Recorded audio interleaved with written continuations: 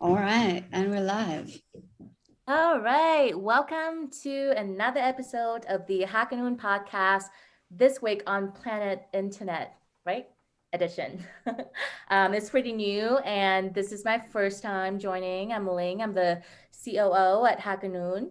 I don't usually do editorial work, but I'm extremely interested in podcasts. And just as a consumer of news in general, I feel like anyone who reads things or consumes any type of media would be a good fit to talk, with their colleagues about the news of the week. But yeah, so on today edition we have myself and Amy, our podcast manager, um, Limarc, our VP of growth, Damien, our brand new shiny podcast editor, which because we're producing more podcasts now, we actually welcome a podcast editor. And of course, Natasha, our VP of editorial. Um, Uh, Yay!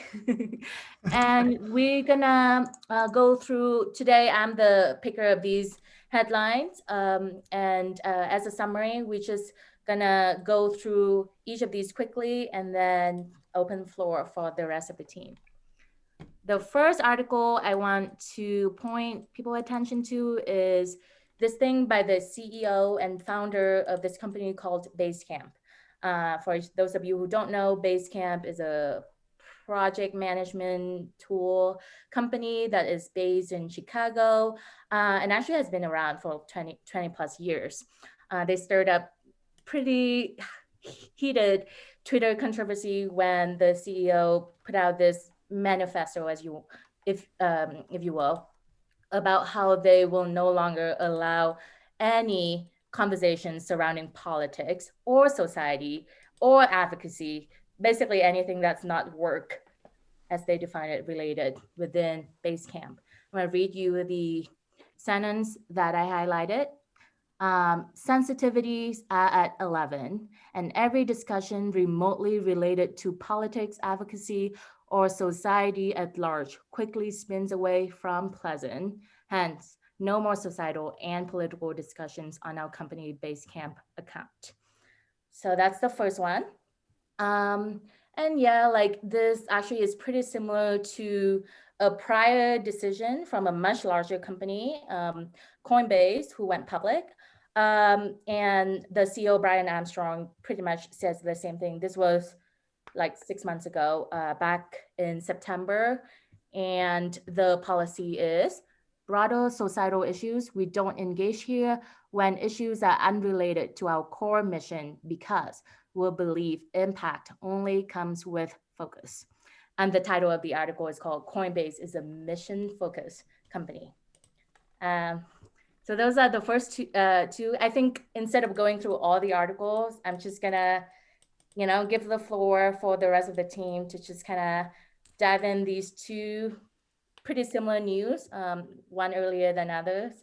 Um, and yeah, Okay, from here there. is why this makes me so angry to hear about is because both of these CEOs, quite frankly, are white men. And when you have the power to say, we will not discuss politics in the workplace, it's because you have the privilege of not having to discuss it. It's because these things, these issues don't affect you. And so you have the liberty to say, I think we're going to opt out of this one. But these issues that they're talking about, like core human issues that they are avoiding, are not politics of like are not politics that you should avoid discussing. They are human rights related issues, and that shouldn't be a political statement. If you have humans in your organization, you have these issues. If you think about things like the Black Lives Matter campaign and movement, or the Stop AAPI hate movement,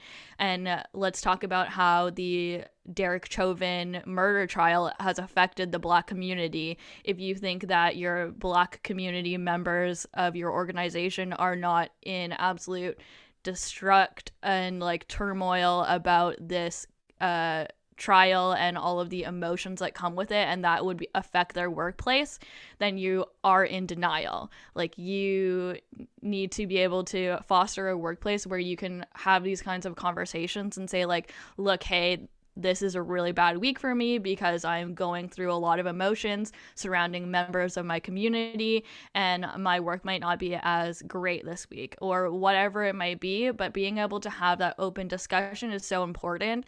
And for companies to put the hammer down from the top, from the white level at the top, and say, no thanks, we're not going to discuss this, is like such bullshit. I mean, Rant over. I wasn't expecting to go this deep this early, but I mean, this is exactly what we've been as a company dealing with for over a year now, of how to balance the personal and the work, right? And to pretend that those are two separate things that has nothing to do with other and could be completely siloed. It's just either ignorant or naive. And I'll give you an example. Like right now, we don't have a lot about employees that regularly would show up in meetings and would work, because they're based in India, and India is going through a COVID crisis, and the last thing they can do right now is just to like put on a brave face and I don't know, smile for the work. So the idea that they can just leave whatever that's made them and surrounds them with behind and focus on the work, it's just kind of mind-blowing to me. Like, I'm not even touching the politics or whatever you call it. I'm just talking about what it makes you a human, you know, existing in this world and working in the workplace. Like, you cannot be a robot version of yourself, even if you try to.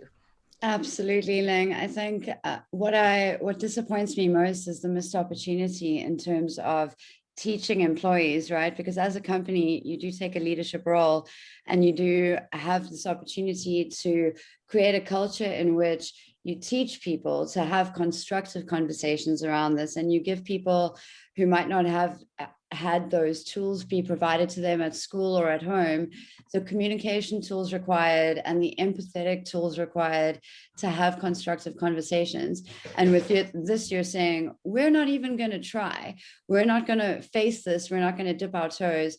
We're going to just completely ignore it, dehumanize our employees, as you say, and not use it as a teaching opportunity whereby people could learn to have conversations.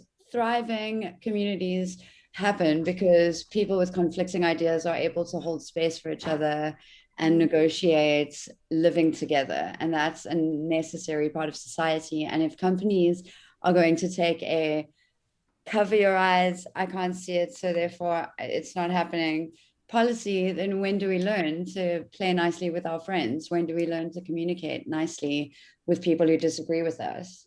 Mm-hmm. Absolutely. And I just want to like focus the attention on this sentence right here, like spins away from pleasant. Like, pleasant for whom? Yes, exactly. Like, is it exactly pleasant for right now who? to live in this world, to like have to go to where you are isolated from your friends and your family and whatever? Like Limarc, for example, right here is in quarantine, and it's because of COVID. Or myself, I'm an Asian woman, and you know, I have been pretty much traumatized by what was happening earlier this year, helping with it, like Asian companies. So like, I wouldn't say exactly that without talking about any of these things are pleasant. So to shy away, exactly like you say, Amy, it's just because you can afford to shy away, right? Like, it's actually not pleasant for you, but that doesn't mean that it's like comfortable and pleasant for the rest of your teams and for the rest of your employees. And another point I want to make is, what does this attract? Like, once you have a policy in place like this, okay, then most of the people who are pleasant and who are okay with policy like this are the people just like you, who don't need and don't want and don't have to engage in any of the policies or discussions or societal or movements or anything like that. So it's like further the silo that you exactly want to avoid, when they talk about there should not be any division, that should, we should work to unite instead of divide. Well, this is the most political statement I feel like these guys will be making in their future, being so apolitical. Can I Yeah, clarify it is in something? itself is And a political Sure. statement. can I clarify something, make an insult, and then ask play devil's advocate? So this sentence here, it says, no more societal or political discussions on our company Basecamp account. Then it goes on to say, these conversations should happen on Signal, WhatsApp, or even a personal Basecamp account, but it can't happen where the work happens anymore. First of all, who's using Basecamp to send messages? Like, that doesn't happen. Like, there's Only commenting Basecamp. on product cards. So who's having political conversations there in the first place? Second of all, like, why did they publish a blog post about this? Like, shouldn't everybody know this would not be taken well? Like, why would they even publicize this? You know what I mean? Like, is it, Yeah. no one asked in the first place? Like, nobody was like, hey, why isn't Basecamp commenting on BLM? So, like, what a bad decision overall. Like, why would you publicize this? But Right.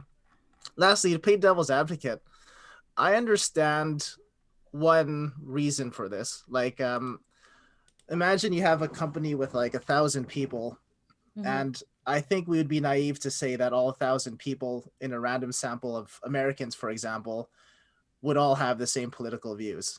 So what if you had a situation where coworkers started to get into arguments during work over political issues like that?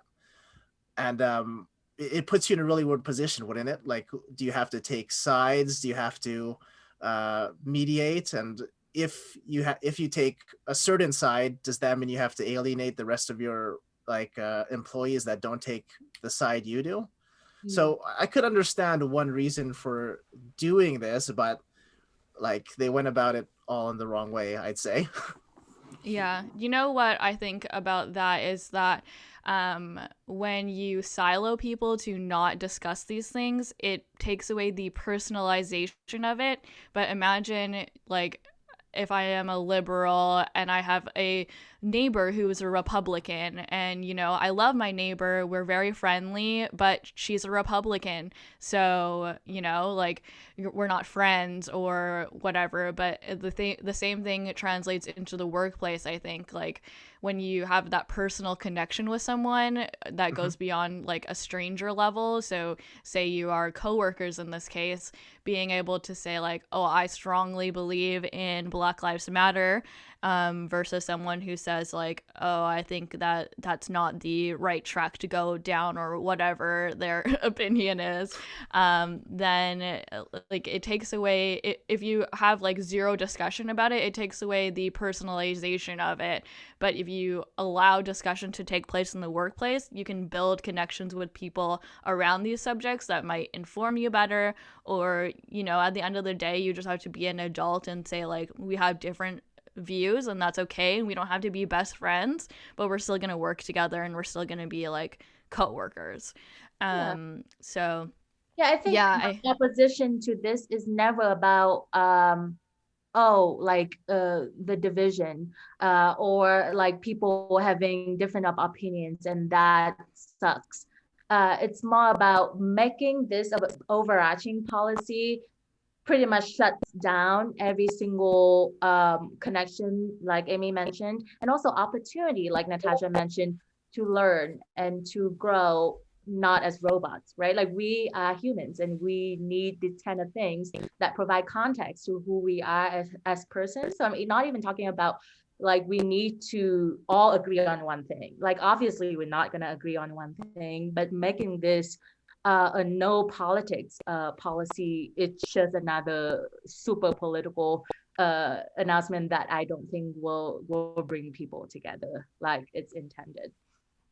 And then imagine when issues become more quote unquote heavy or serious than something like a sexual assault, let's say. If you work at a workplace that doesn't promote or doesn't allow you to have any kind of political discussion, would it not be terrifying to report to someone, an organization who is not open to any kind of non-work-based that is non-corporate culture to foster, especially when we look at stats, like the fact that majority of millennials nowadays are actively looking for workplaces that foster workplace diversity and inclusion as a main feature or benefit of choosing a workplace. So they're really alienating future employees, I think, with this policy as well. Yep. Anyone Yep. further comment on this topic, or should we move on to the next? On to the next. What else do we have for this week? Let's move on. So another headline that I picked is actually from my podcast rotation that I listen to every day. And this week on the Daily, Michael Barbaro discussed why Russia is exporting so much vaccine. So the paragraph is pretty limited, but the gist of the podcast is that Russia vaccine called Sputnik is actually pretty effective, and in the realm of Pfizer as well as Moderna in the 90s. However, instead of vaccinating its people like America is doing, Russia is actually exporting it to like neighboring countries in South America, and just countries around the world. And the thesis of the podcast is it actually dated back all the way back to the Cold War, where Sputnik, like the name, if it rings any bell, it's the satellite, that Russia at the time was exerting its power as a powerhouse in the world, in the space kind of race. And now it's a pretty similar thing they're doing, but instead with vaccine. I brought this up because I thought it's pretty interesting how the two countries, with a lot of power and with a lot of scientists that are extremely like one of the world's best, have completely different policies on the vaccine. And I know it's not that tech related, but this is something that we deal with every single day for over a year now. And talking about the distribution of vaccine and talking about your own personal experience with vaccine, where you are, because we're such a, international company, I thought it would be a good idea. So yeah, open floor for people to comment on this. Yeah, if you scroll down a little bit, Lynn, it has the overview, and it was kind of comparing how Russia's approach to this is the opposite of America's, in which at one point they banned the export of vaccines. And I can kind of understand both sides, like wanting to protect your people first, even at the expense of neighboring countries. I think that makes sense. But if I were to put myself in the mind of a military dictator without human emotions, I would understand that that's actually a pretty smart move, because COVID-19, like, for the most part, the risk groups are your senior citizens and your aging population. So if I were a dictator without human emotions and without morals, you're sacrificing an aging part of your population to gain favor with a bunch of countries when a lot of countries are at their most vulnerable. So it makes sense in like a game of chess, but obviously it's incredibly inhumane and I'd say immoral. Like, I could never make such a decision, but that's just my take. Yeah, it's interesting because in the international vaccine space, there is now countries such as the Maldives who are offering vaccines as like a tourist destination hub and like a benefit of coming to visit them now. So if you go to the Maldives now, you can get a vaccine as a visitor. the same thing actually from Canada to America. Apparently, if you, as a Canadian citizen, go down to America, you can get a vaccine. So it's interesting to see how the distribution is going worldwide as well, because a lot of countries don't have access for everyone to have the vaccine yet. And so people are shopping at other countries to find their vaccines. Yeah. I also have been thinking about how this piece of news is related to the very recently controversial ban on raw materials for COVID from the US. So India, for example, is experiencing an outbreak right now. Hundreds of thousands of people. They are actually vaccine manufacturer. They can't even give people their own vaccine because there's a ban on raw material from the US. So it's just, I mean, I don't know where I'm going exactly with this thought, but human lives versus a political future of a country basically being at stake right now. And even if you're not a dictator, like, the person that controls Russia, even if you are Biden, even if you are Trudeau, it's hard to balance it all and make everybody happy. And somewhere down along the lines, like somebody's will always be collateral. So in this case, it's the Russian people. It's not having access to vaccine. But in the other case is, India experiencing, or any other country with not as rich as America, not getting enough access and just pretty helplessly watch its people. So yeah, I mean, Vietnam, for example, actually secured a little bit of the Sputnik vaccine from Russia early on. Like, if you guys remember, it's August of last year when they announced that they came up with that vaccine, and everybody was like, yeah, that cannot be. But it turns out after a trial to be pretty effective. So I think like around 50 plus countries around the world already has access to that vaccine, which otherwise would not be able to be available in their countries. Like the US is not doing anything. Like only recently they have the talks about giving away the AstraZeneca vaccine that it's just sitting there because it's not approved yet for emergency use in the US. So yeah, it's I just feel it's hard. It's even if you whatever spectrum of the political democracy or not you are, it's hard to make this kind of decision without hurting at least one group of people or more. Anyone else wants to share?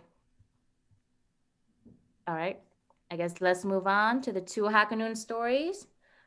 So I choose pretty similar articles on HackerNoon top stories last week. Both has got to do with the scenery of economic development in Africa. One is by Brian Wallace, our favorite Brian Wallace, talking about why Africa is becoming the land of startup opportunity.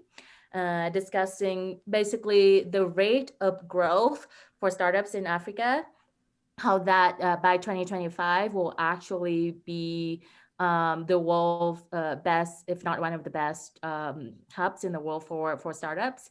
And then the other one is more Africans walk towards financial freedom due to cryptocurrencies by at no name C3PO. I think this is a guy from our friend at Freeton who discussing specifically the importance of crypto in financial freedom for African countries. So without further ado, I would like to give the floor to Natasha, who's our resident South African in the group. Indeed, yeah. First thing to say is just it's so exciting to see adoption happening on that continent. It's a place where, I mean, speaking for South Africa, 55% of the population lives in extreme poverty below the breadline. And just the idea of the financial freedom that comes with cryptocurrency adoption down there is huge. A larger percent of the African continent depends on remittances from family members that are working overseas and earning in stronger currencies. So you just can't compare with the cost of moving money around through banks, etc. It's interesting. I think also the fact that it's such a mobile continent is worrying from a security perspective, but I'm sure that there are multiple startups developing in that niche as well. So that's something to watch, definitely, and definitely an opportunity for educating people on the continent about things like, wallets that aren't hot and just really securing their assets. And a personal experience I'd love to share about this is the experience that I had working with a blockchain startup in South Africa, which I really thought was a cool idea. Very early days, we're talking like 6 years ago, which in South Africa is early for adoption, but they'd come up with this concept where they would embed Bitcoin bounties into screener copies of Oscar-winning films or screener copies of films that were sent out for Oscars consideration or, any kind of awards consideration.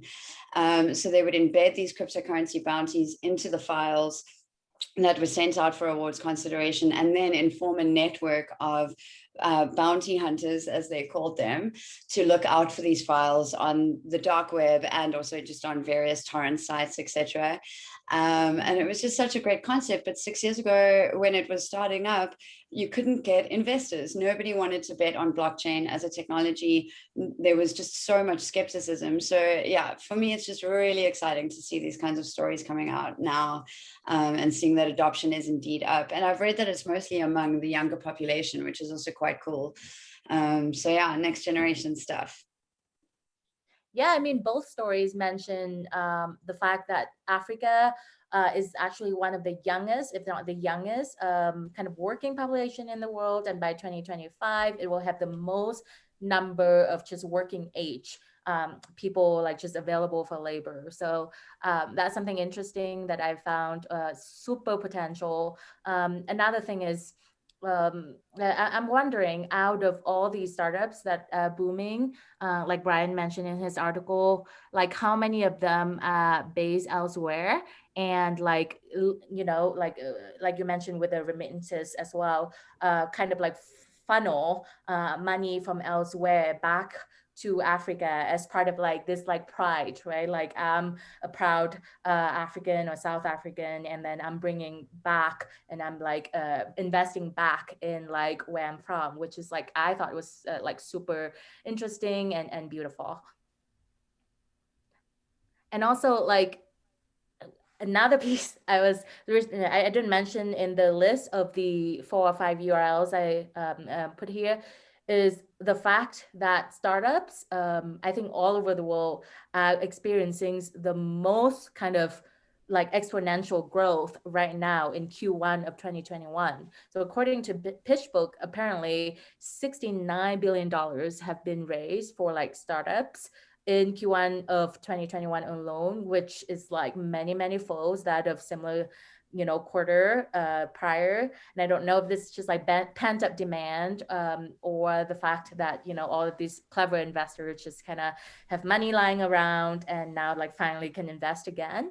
But I'm wondering is like what's the percentage of that big pool of money that actually goes to like African startups or startups that like serving the population in Africa? And like, is the potentials of Africa as a continent like matching up with like how much attention is being paid to it, or like how investors are looking at it? Yeah, I think you've got to be fairly risk tolerant to play that game. It's such a volatile place in most regions, even South Africa now. I mean, it's funny when you talk to an African about it. We've grown up, I'm 31 now. I've had 31 years of people telling me that my economy is going to go to junk status, and it just somehow keeps clinging on. And I just got to speak to the African resilience. And as they say, necessity is the mother of all invention. So that place is just so resilient. It's so innovative, and yeah, I think I would bet on Africa personally, but I'm biased. So Yeah, I mean, this stats, look at this stat right here. For those audio listeners, we're looking at a graph.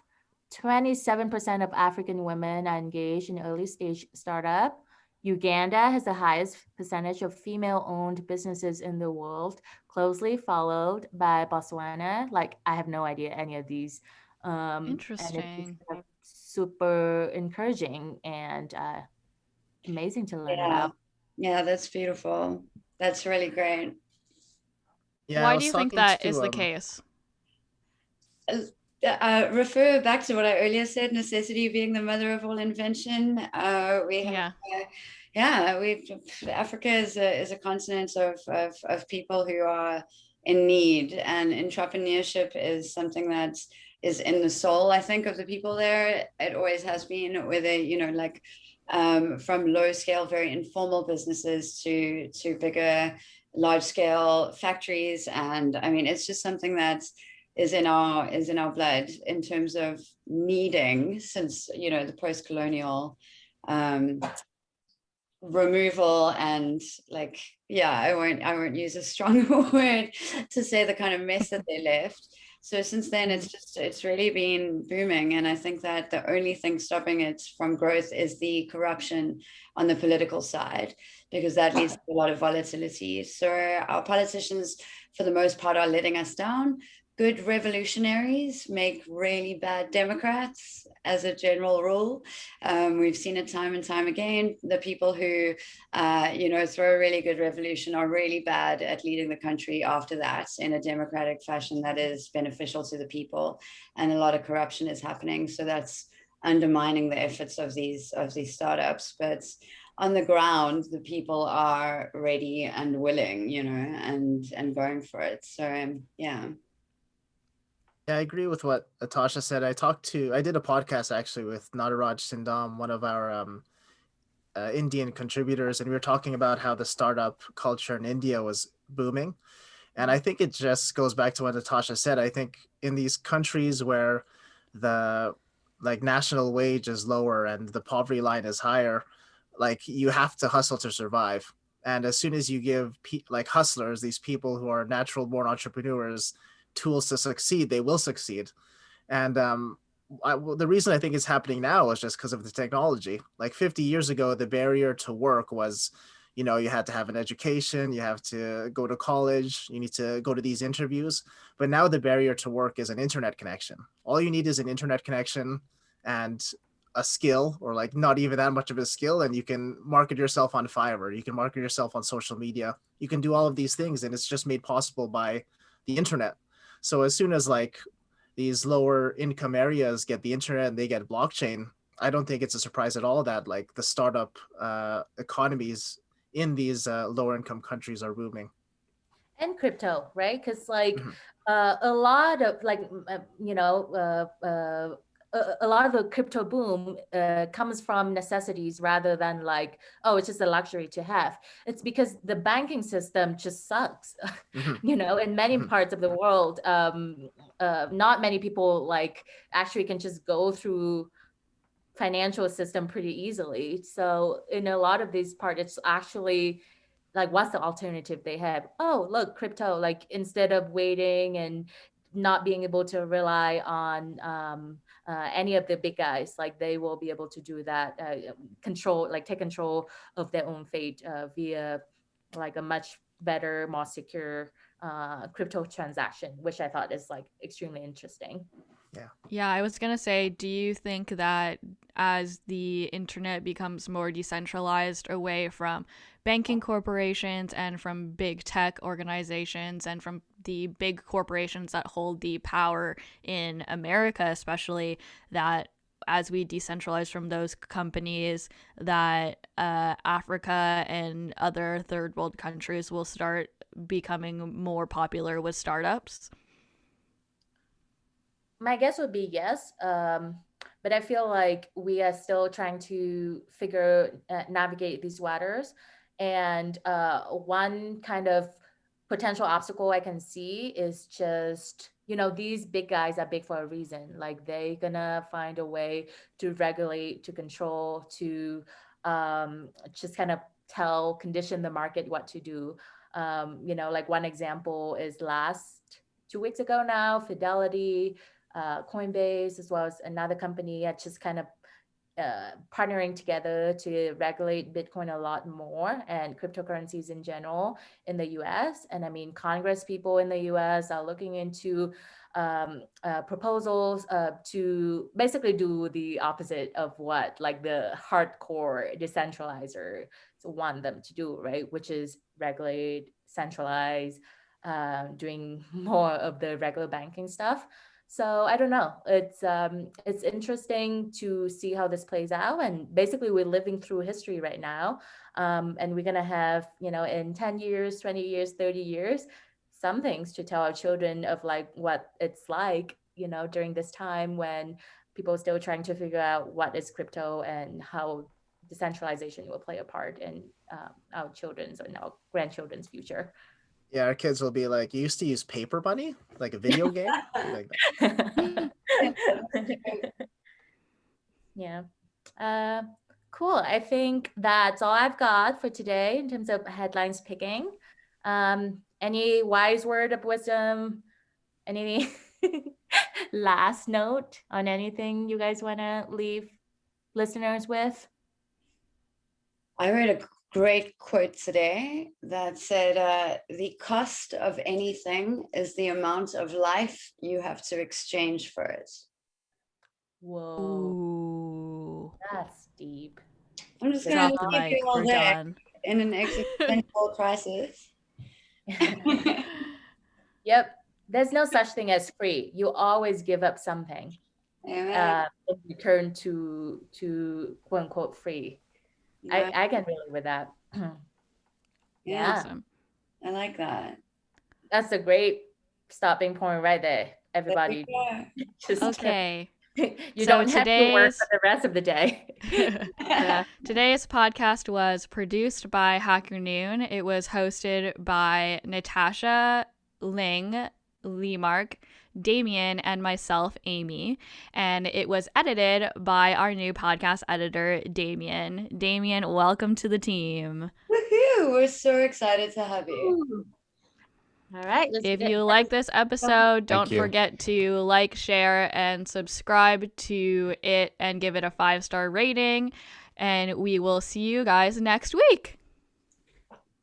All right. Bye, everyone. Thank you. See you on the internet. See you on the internet. All righty.